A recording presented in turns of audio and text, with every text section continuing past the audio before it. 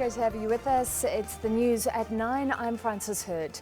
Now, wedding bells are in the air, and so are hopes for a new era of modernity in the United Kingdom when it comes to race relations. Saturday's marriage of Britain's Prince Harry to the American actress Meghan Markle, who's of mixed race, is being held up as an example of changing attitudes in the country. But some critics warn it's too soon to think prejudice and discrimination towards the black community have vanished in Britain.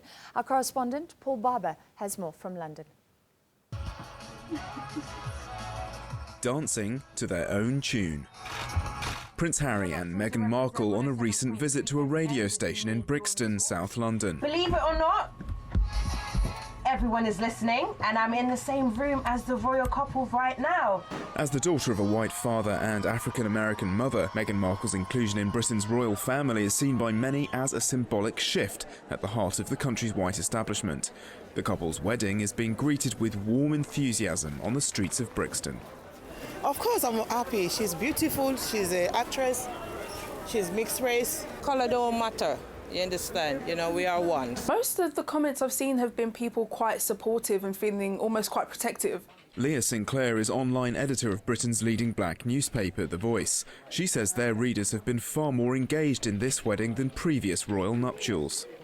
It brings in a demographic that maybe weren't as engaged with the royal family, who may be more so now, who are more youthful, who are of a multicultural community. They see themselves, to an extent, she's a representative of a family that's seen as unattainable, but she seems quite normal.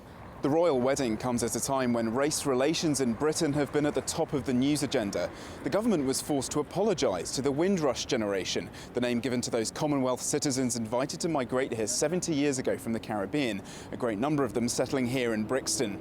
For many, the scandal proved that racism endures in the UK, no matter who marries into the royal family. Yes, she's a princess, but the idea you could have a black princess within that white institution is frankly crazy.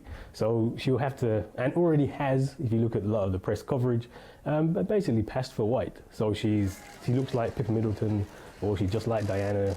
They just downplay the fact that she's black, and she becomes a princess, and everything that means.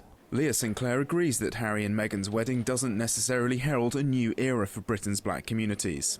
It's great to see someone like Meghan Markle, marry into that family. I think it does a lot for the representation of women and women of colour.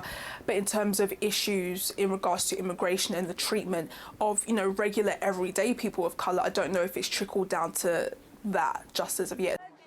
Back in Brixton, it's love and not race that wins the day, whatever the future holds for the royal couple. We're all unique people, we're all humans. It doesn't matter where love takes you, you go there. As long as a person love each other, that's what I love. I just love in them. Paul Barber, SABC News, London.